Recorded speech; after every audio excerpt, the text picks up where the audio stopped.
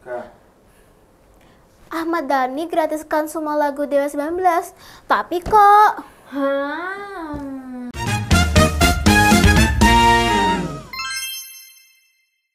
Halo Sobat DB News. Nah, balik lagi di Jumat Pagi bareng kita. Nah, hari ini kita akan membawakan sebuah berita yang lagi viral juga terkait royalti lagu nih, Kak. Nah, Ahmad Dhani katanya nih gratiskan semua lagu Dewa 19 buat diputar di semua kafe dan juga resto. Nah, tapi teman-teman jangan senang dulu nih. Ini bukan kebaikan yang katanya murni. Ada syarat tersembunyi di balik itu semua. Dan ini cuma pengalihan dari masalah yang jauh lebih besar. Skandal potensial triliunan rupiah di industri musik kita yang lenyap entah kemana. Nah, kita akan bongkar semuanya di DB News Reaction pada pagi hari ini. Jadi, beberapa waktu ini kita dihebohkan soal royalti musik. Banyak kafe bahkan sekelas Mega Coan kena masalah hukum karena muter lagu tanpa bayar. Ujung-ujungnya banyak yang takut dan milih setel suara jangkrik atau kicang burung. Aneh kan? Nah, di tengah kerisauan ini muncullah beberapa musisi seperti pahlawan. Nah, salah satunya yang paling disorot tentu saja adalah Ahmad Dhani yang merupakan salah satu member dari Dewa 19. Coba kita lihat pengumuman dia di media sosial ya teman-teman.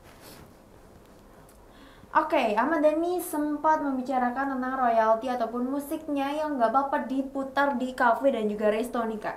Dia bilang, resto yang punya banyak cabang dan ingin ngeplay lagu Dewa 19, Ahmad Dhani sebagai pemilik master kasih gratis, oke. Nah, Ahmad Dhani mengatakan nih, Kak, resto yang punya banyak cabang dan ingin ngeplay lagu-lagu Dewa 19, Ahmad Dhani sebagai pemilik master kasih gratis kepada yang berminat. Ujar Ahmad Dhani via Instagram kayak gitu pada Selasa tanggal 5 Agustus 2025. Wah, kalau dia bilang ya, Kak, resto yang punya banyak cabang dipersilahkan nih untuk memutar lagu-lagu Dewa 19, Fit Firza ataupun Elo secara gratis. Tapi kita pause dulu sampai di sini ya, Kak ya. Pertama, resto yang punya banyak cabang ini sudah segmentasi. Resto kecil atau cafe indie gimana nasibnya? Bukan semua katalog Dewa 19 dari zaman Ari Lasso atau Once. Kenapa? Karena master ke rekaman lagu-lagu baru ini kemungkinan besar sepenuhnya ada di bawah kontrol Dhani. Beda dengan lagu-lagu lama yang mungkin melibatkan label rekaman lain dengan perjanjian yang lebih rumit. Nah, untuk yang ketiga nih, Kak, syaratnya harus DM ke @officialdewa19 nih, Kak, katanya. Dan ini adalah langkah marketing yang cukup jenius ya menurut aku sendiri.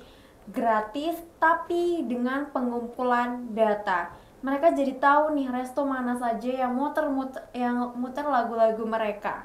Bahasan, tapi ini adalah izin terkontrol nih, Kak, katanya.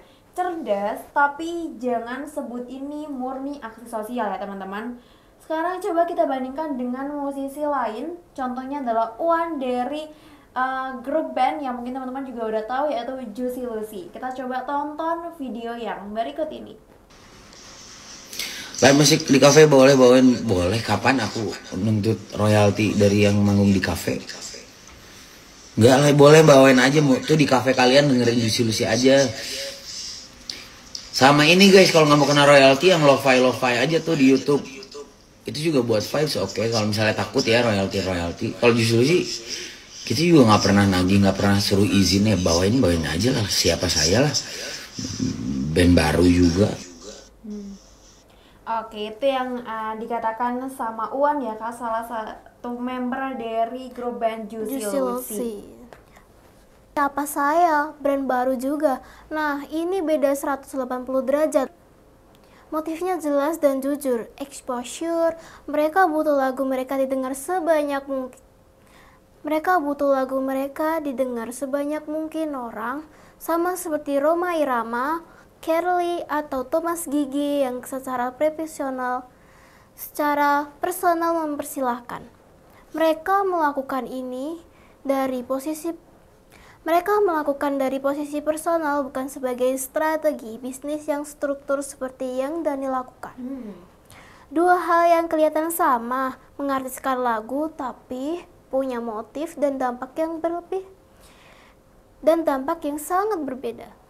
Nah, di sini kita akan bongkar nih teman-teman, selain apa yang sudah dikatakan oleh kakaknya tadi terkait fakta utama skandal pendapatan dari royalti lagu. Nah, tapi teman-teman, semua perdebatan soal Ahmad Dhani, Juicy Lucy, ini semua cuma drama di lapisan paling atas aja nih kak. Kita sengaja dibuat fokus ke sini supaya nggak lihat masalah yang sebenarnya. Nah, kita coba tampilkan nih teman-teman, pendapatan royalti musik tahun 2024 hanya 77 miliar rupiah. Banyak banget ya kak.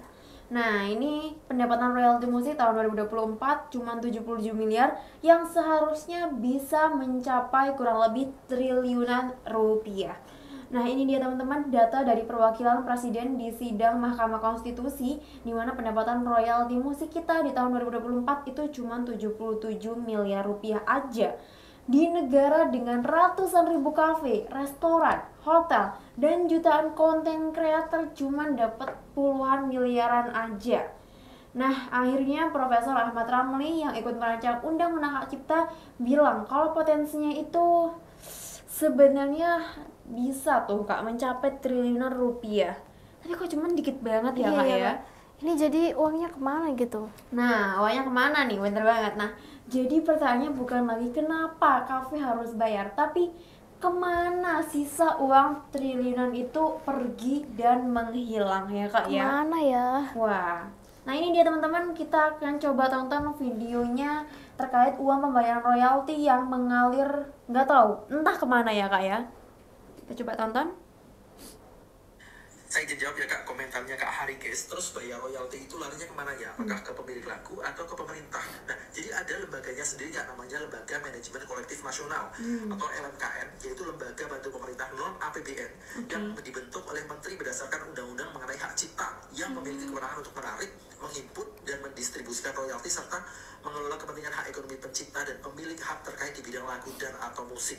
Jadi dia bisa menyusun kode etik, melakukan pengawasan, dan tata cara perhitungan dan lain sebagainya. Nah, perhitungan royalti sendiri di Indonesia diatur terutama dalam peraturan pemerintah nomor 56 tahun 2021 tentang pengelolaan royalti hak cipta lagu dan atau musik serta undang-undang nomor 28 tahun 2014 tentang hak cipta dan undang-undang nomor 36 tahun 2000 tentang PPH. Jadi semua sudah jelas. Semoga menjawab. Thank you. Oke, nah kak, ternyata memang uangnya itu akan dikelola oleh LMKN ya kak ya. Nah, tapi teman-teman, apakah sistem di LMKN yang gak efektif? Apakah ada kebocoran? Ini yang seharusnya jadi headline utama kita semua ya. Langkah Ahmad Dhani ini sengaja ataupun tidak jadi pengalihan isu yang sangat efektif dari masalah sistematik yang bobrok ini ya kak ya. Nah, kira-kira nih teman-teman, siapa sih yang diuntungkan nih kak? Siapa ya? Nah, kita coba tonton video yang berikut ini ya teman-teman. Ya. Aturan membayar royalti memutar musik ini bikin para pengusaha takut ini membuat artis yang besar tetap besar, artis yang baru merintis habis karena nggak ada yang kenal lagunya, di kafe nggak diputar, di mana-mana nggak diputar, nggak dikenal, ujung-ujungnya harus bertarung di sosial media aja, gitu. Pintar loh ini, musisi-musisi senior yang udah besar ini pintar ini, mereka melindungi diri mereka, biar mereka sendiri yang laku, yang lainnya nggak laku, ngaku aja, dor. Ribut-ribut royalti lagu yang diputar di tempat usaha saya ini nggak ngerti ya apa maunya ya ini ya. Saya sendiri musisi juga, saya punya lagu di Spotify loh, nggak laku, tapi saya masih terima itu royalti itu dari saya daftarkan sendiri ke Spotify, saya tahu sistemnya lewat situsnya, yang lain semua pasti tahu lah. Itu kan datang itu kan royaltinya masuk ke situ, bisa ditarik lewat rekening gitu. Masuklah paling 100-200 ribu masuklah karena saya artis gurun ya, bayangin dari situ tuh duit udah masuk, itu per kali muter per berapa item yang muter kan, kenapa masih harus suruh bayar lagi sih ya, kenapa harus suruh bayar lagi? Justru yang saya kritisi itu waktu ada podcastnya Ariel sama Deddy Corbuzier yang lama banget bilang kalau pajak dari royalti lagu itu sangat besar. Itu yang saya soroti. Tuh. Pajaknya gede banget. yang bikin lagu pencipta lagu, yang nyanyiin penyanyi, yang muter kita, yang dapat duit pemerintah. Itu lebih aneh lagi. Gede banget katanya, ya. Coba dicek dulu berapa pajaknya gitu. Oke teman-teman, nah videonya agak panjang ya. Nanti Iya. kita kasih link video video lengkapnya kalau kalian lengkapnya pengen nonton tuh di sini, di tengah-tengah sini ya. Kalau kalian pengen nonton secara versi lengkapnya gitu. Nah jadi kesimpulannya nih apa sih Kak dari kita terkait royalti yang sudah berjalan hingga sekarang tuh gimana? Jadi kesimpulannya langkah Ahmad Dhani itu smart marketing, bukan revolusi. Solusi nyata bukan datang dari satu musisi yang memberi izin gratis, tapi dari transparansi total dan perbaikan sistem di LMKN sehingga musisi dapat haknya secara adil dan pengusaha punya kepastian hukum tanpa merasa diperas. Nah teman-teman, gimana menurut kalian? Apakah ini trik marketing cerdas dari Ahmad Dhani atau memang murni niat baik dari beliau? Nah, pendapat kalian bisa langsung aja tulis di kolom komentar di bawah ini ya. Kalau kalian suka video ini jangan lupa like dan jangan lupa subscribe dan nyalain loncengnya biar kalian tahu update-update terbaru dari DB News setiap hari Senin sampai hari Sabtu. Nah, seperti biasa Kak, kamu ada info terbaru nggak nih? Nah, kalau kalian lagi cari laptop, PC, atau segala kebutuhan IT dengan harga terbaik, langsung saja download aplikasi DB Klik di Play Store. Di sana banyak banget promo menarik yang sayang banget buat dilewatkan. Cek link di deskripsi ya. Nah, atau kalian bisa langsung aja buat klik websitenya di www.dbklik.co.id ya teman-teman. Terima kasih sudah menonton video ini. Aku Farah. Aku Vira. Terima kasih dan